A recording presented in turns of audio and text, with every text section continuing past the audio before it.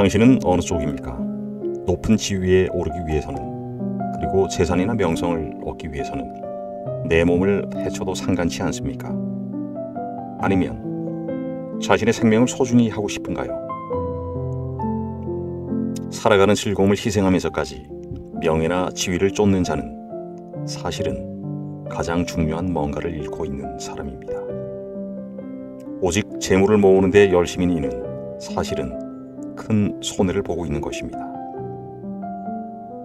지금 자신이 가진 것에 만족하는 사람은 만족스러운 얼굴로 있을 수 있습니다. 이 정도면 충분하다고 생각하는 사람은 느긋하게 세상을 바라보면서 지금 가진 것만으로도 즐거울 수 있습니다. 행복한 채굴림. 만 65세 연령대가 전체 인구의 20%가 넘으면 초고령 사회라고 부릅니다. 올해 2024년 말이 되면 우리나라도 초고령 사회로 진입하게 된다고 그러는데요.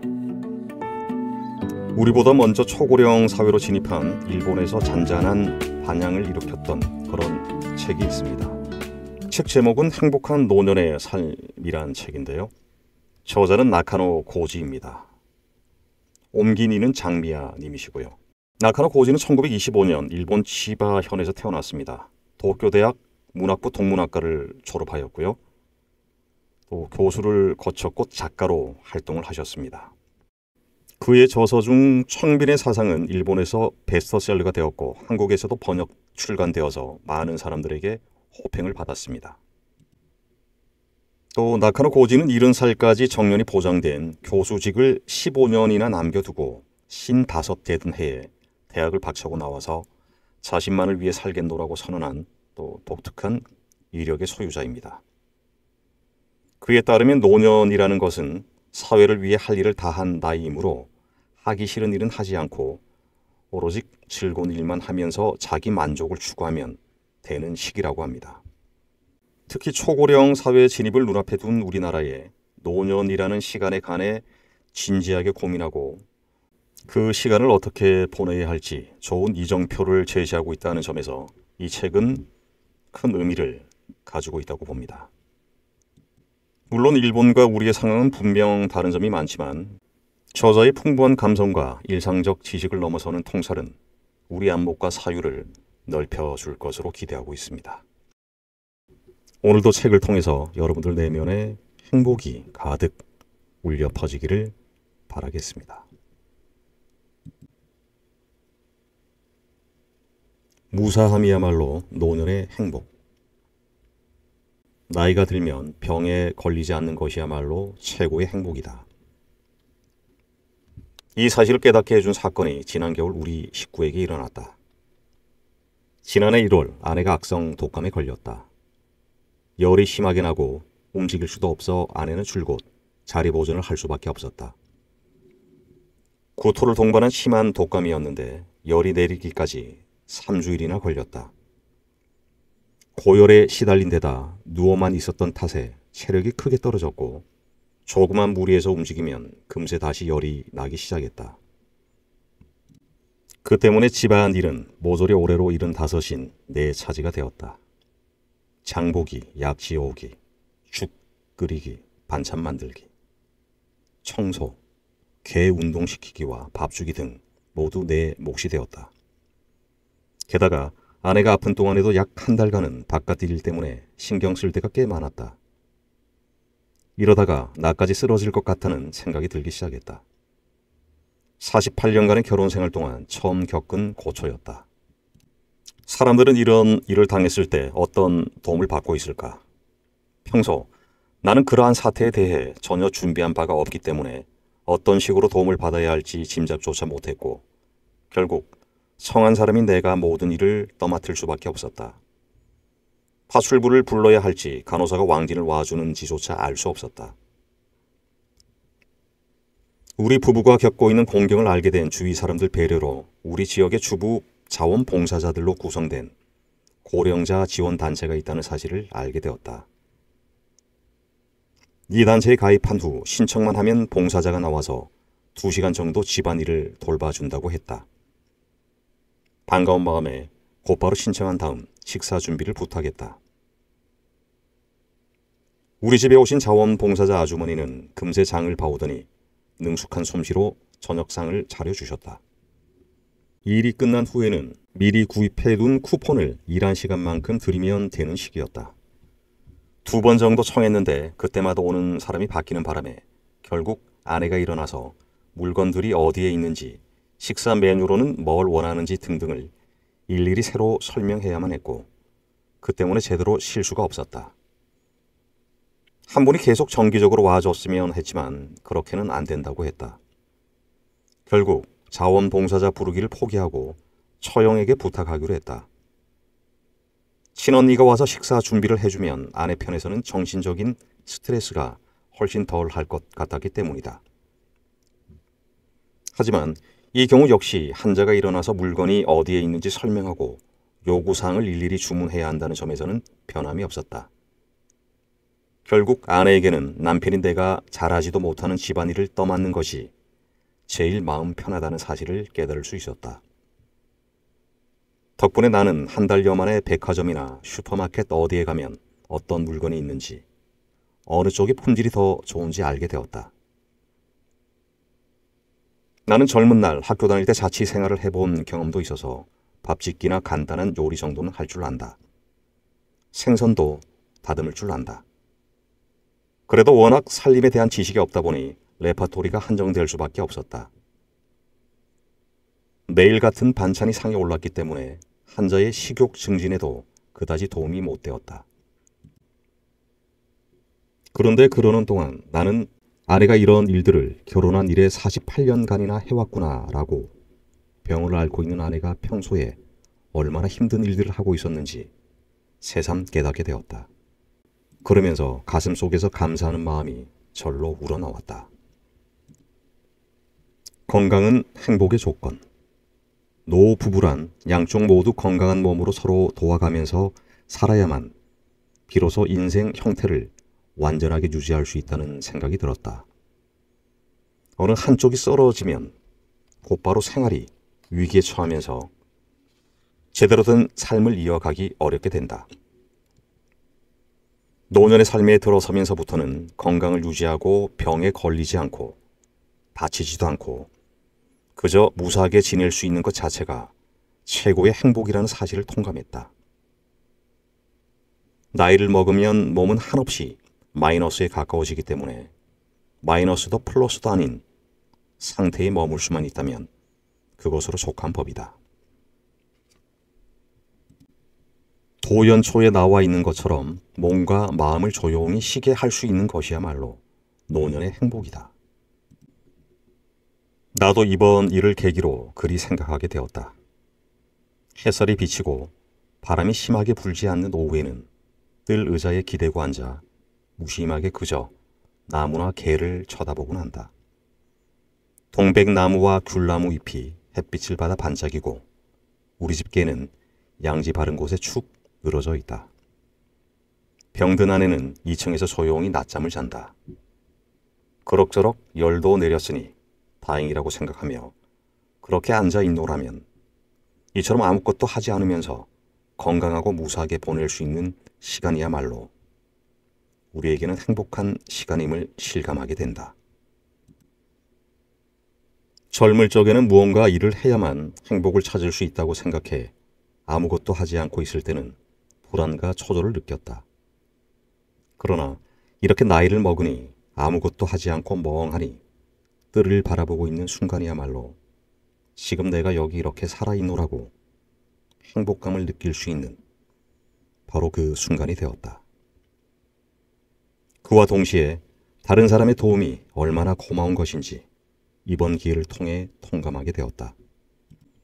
나를 염려해서 도와주러 오는 것, 장을 봐주거나 식사를 준비해 주거나 청소를 해주는 것, 이런 간단한 일들을 무엇보다 감사하게 느끼게 된 것도 늙고 무력한 자신을 자각하기 때문이다. 이 또한 건강하고 무엇이건 스스로 할 수 있다는 자신감으로 가득하던 젊은 시절에는 결코 느끼지 못한 감정이다. 또한 이번 경험을 통해서 고령자를 위한 유료 지원 사업의 당위성에 공감하게 되었다. 다만 생판 모르는 타인에게 돈을 지불하고 얼마만큼이나 마음이 담긴 도움을 받을 수 있을지 생각해 볼 때 그리 크게 의지할 바는 못 된다는 생각이 든다. 특히 우리 부부처럼 자존심 강한 노인네로서는 남에게 모든 것을 맡기는 것이 썩 내키지 않는 일이었다. 결국 건강하게 생활하다가 어느 날 함께 저 세상으로 가는 것이 가장 바람직하다는 생각이 든다. 한때는 장수하는 것 자체를 선으로 여기는 풍조도 있었지만 단순히 육체적으로 오래 산다는 것만으로 좋은 인생이라고 할 수 없다. 중요한 것은 세월의 길이가 아니라 그 내용이다. 나이 드니 조용함만 좋아지고 요새는 밖에 나가봤자 기분이 나빠지는 일밖에 없기 때문에 가급적이면 나가지 않으려고 한다고 말하는 사람이 내 주위에는 여럿 있다. 나도 마찬가지 심정으로 어지간한 볼 일이 없는 한 바깥 출입을 하려 하지 않는다. 솔직히 외출하는 것이 두렵다. 요즘 지하철은 창문도 열리지 않기 때문에 겨울철에는 주위에 있는 모든 승객이 내게 바이러스를 옮길지도 모르는 감기 환자처럼 느껴진다. 여기저기서 재채기하는 소리, 코 훌쩍거리는 소리가 들려오면 오싹 소름부터 돋는다. 외출했다가 돌아오면 반드시 양치질부터 하지만 그렇게 예방을 철저히 하더라도 감기가 옮을 가능성은 얼마든지 있다. 또 택시 운전사들은 여전히 난폭하다. 사람들로 혼잡한 장소에 갔다가 나 같은 힘없는 노인네는 밟혀 죽을 것만 같아. 위에 열거한 사례 말고도 외출이 두려운 이유는 얼마든지 있다. 결론은 단 하나, 나가봤자 좋을 게 하나도 없다는 것이다. 그러므로 나는 집에서 책을 읽거나 서예를 하거나 또 개와 놀면서 대부분의 시간을 보낸다. 나이를 먹으면 변화도 특이한 것도 싫어지고 그저 건강하고 무사하다는데 무엇보다 감사하게 된다. 그러나 세상에는 나이가 든 후에도 컴퓨터를 익혀서 홈페이지를 열거나 이메일을 주고받는 것을 즐거움으로 삼는 노인들도 있다. 그런 식으로 세상의 유행을 쫓아가는 것이 살아있는 증거라고 생각하는지는 모르겠으나 나로서는 도무지 이해하기 힘들 따름이다. 노년은 이미 사회에 대한 의무를 다하고 어떤 구속도 받지 않게 된 연령을 말한다. 수입은 줄어들었을지 모르지만 대신 무엇이든 해도 되고 무엇도 하지 않아도 되는 완전한 휴식과 자유를 가진 시기이다. 나는 이것이야말로 할 일을 모두 끝낸 사람에게 주어진 하늘의 은혜라고 생각한다. 그런 은혜를 받았는데도 굳이 자진해서 세간의 복잡한 일에 얽매이려 하다니 대체 무슨 마음에서 그렇게 하는 건지 물어보지 않을 수가 없다. 이른바 평생 현역임을 자처하면서 나이가 들어서까지도 세간 일들에 참견하려는 노인들의 속마음은 도무지 모르겠다.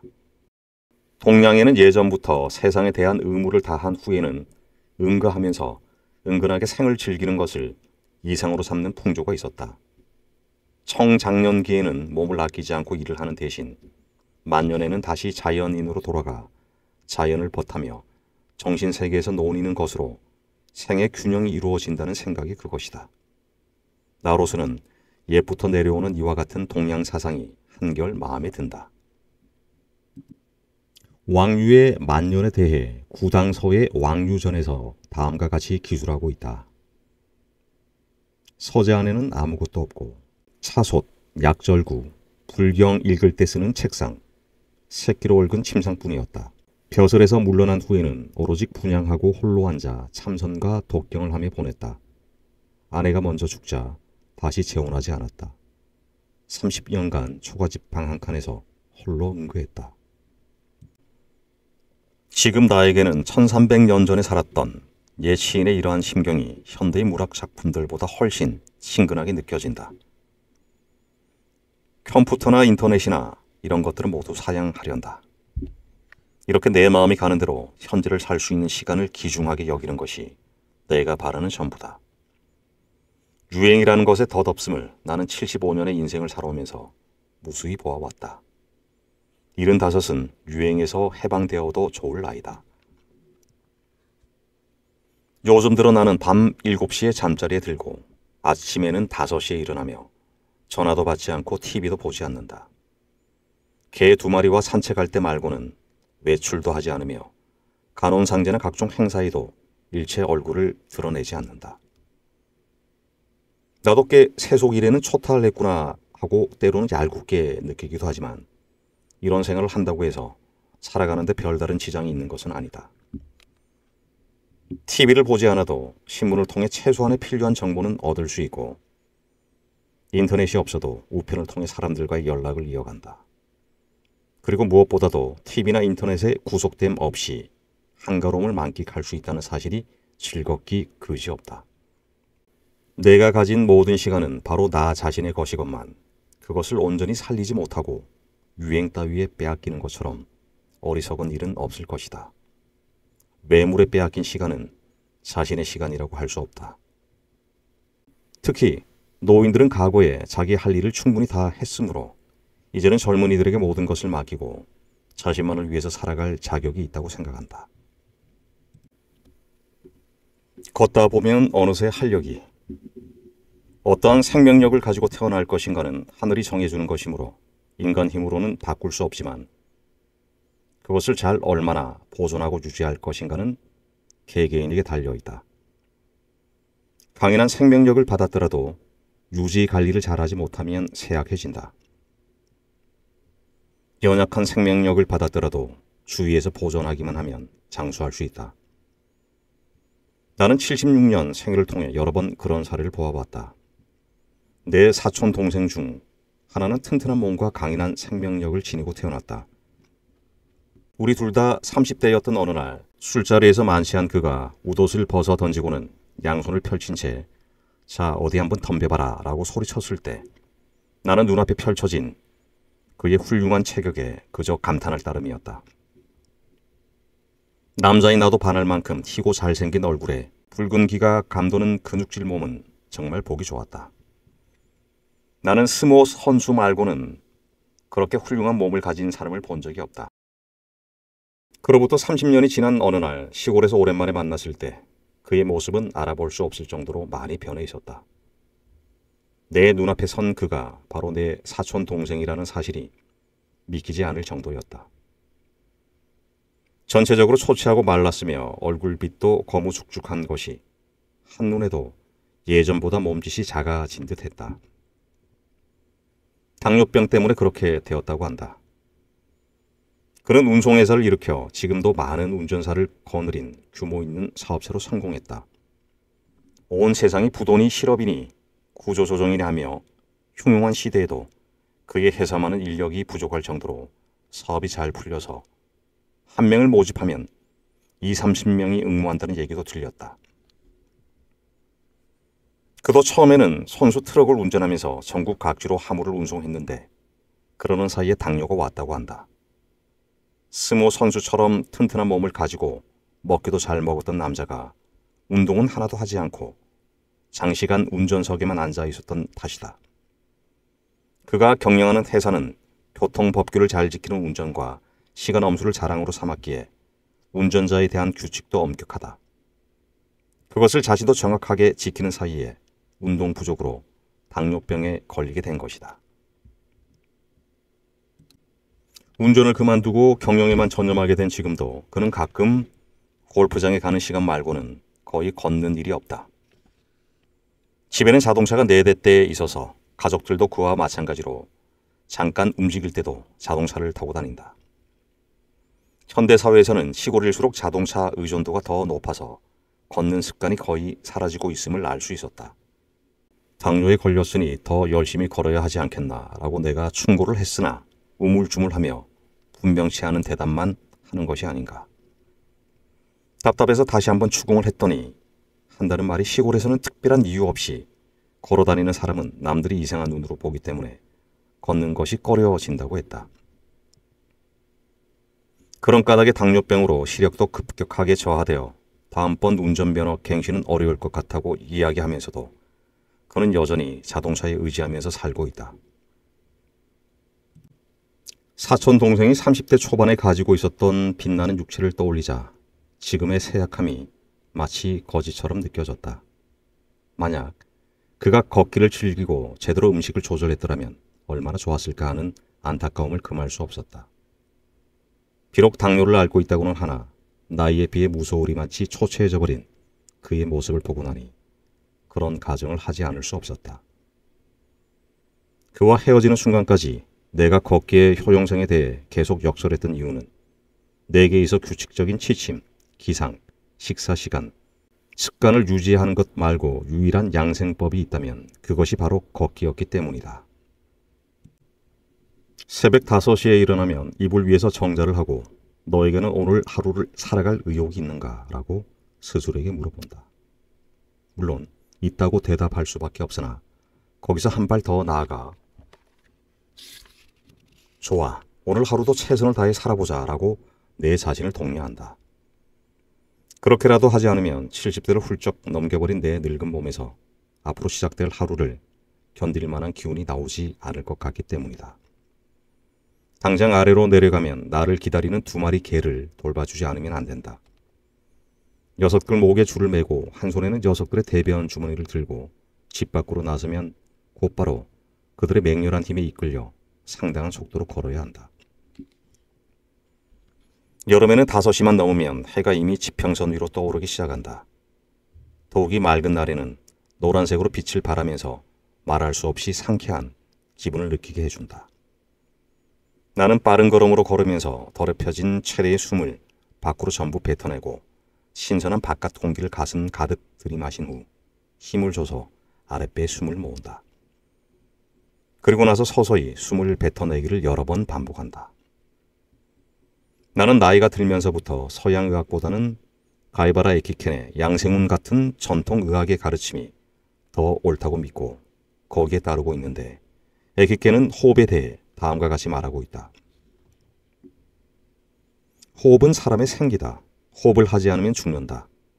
사람의 뱃속에 있는 기는 천지의 기와 마찬가지로 안팎으로 서로 통한다.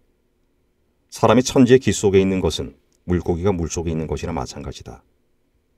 물고기 뱃속에 있는 물이 바깥의 물과 서로 출입하는 것이나 마찬가지다. 사람의 뱃속에 있는 기도 천지의 기와 똑같다. 그리고 사실 에키켄이 권하는 대로 의식적으로 깊이 심호흡을 하다 보면 신선한 에너지가 몸속으로 들어오는 듯한 기분이 든다. 그것이 비록 공기에 불과할지라도 그러한 적극적인 기분이 드는 것 자체가 내게는 필요하다. 그러한 원기는 육체의 노쇠에 대항하여 살아갈 힘을 가져다 준다. 인적이 드문 이른 아침 거리를 40분에서 50분 정도 전 속력으로 걷고 있으면 전신이 뜨거워지고 땀으로 젖는다. 개들도 혀를 내밀며 헉헉거리지만 그래도 속도를 늦추지 않고 여전히 힘있게 걷는다. 지금 키우는 개들은 앞서 말한 것처럼 새끼 3마리를 낳은 엄마 개 한나와 그 3마리 새끼 가운데 유일하게 우리 집에 남은 나나 모녀로 둘 중에서 특히 딸인 나나는 기운이 넘치는 타입이다. 그들을 데리고 걷기란 보통 일이 아니지만 그래도 매우 즐겁다. 매일 아침 저녁으로 2번씩 그들과 함께 동네를 한 바퀴 도는 것이 나의 유일한 운동이다. 이른 아침 산책을 할 때 걷고 있는 것은 나 혼자만이 아니다. 개를 데리고 있는 사람과 만나면 좋은 아침입니다 라고 인사를 건네고 혼자서 또는 부부가 함께 묵묵히 빠르게 걷고 있는 이들과 만나면 말없이 눈인사를 보낸다. 나는 그 사람들 또한 다리 힘이 빠져서 자리 보존을 하는 노인이 되거나 당뇨병에 걸릴까 두려워 매일 아침 그렇게 열심히 걷고 있음을 안다. 사회보장제도가 아무리 확충되고 있다 한들 내 건강은 내 스스로 지켜야 함을 그들은 잘 알고 있는 것이다. 할 수만 있다면 자리 보존 따위는 하지 말고 잠자는 것처럼 그대로 갔으면 좋겠다. 노년이 되니 바라는 것이라곤 그런 안락한 죽음뿐이다. 너무 오래 사는 것도 결코 달갑지 않다.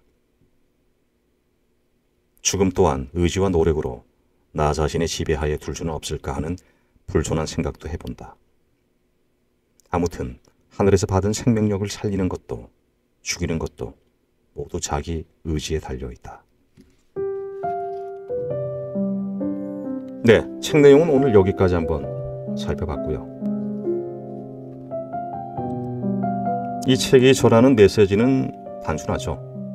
노년이라는 시기를 단순히 죽음을 기다리면서 무료하고 할기 없게 보낼 것이 아니라 이때부터 진정한 자기 인생이 시작됨을 깨닫고 적극적으로 행복한 노년의 삶을 추구하라는 말입니다. 어차피 우리 인간에게 가장 중요한 것은 과거도 미래도 아닌 지금 이곳에서의 삶이라고 저자는 이 책에서 여러 번 반복해서 강조하고 있습니다. 내일이 있다고 말하지 않고 오직 현재라는 시간을 충실하게 자기답게 살라는 것이 그가 전달하고자 하는 핵심적인 메시지 같습니다. 하지만 죽음을 맞이할 때는 안락하고 조용하게 맞고 싶다는 대목에서는 조금 씁쓸한 여운을 가지게 합니다. 오늘도 함께해 주셔서 고맙습니다. 남은 시간 평온하십시오.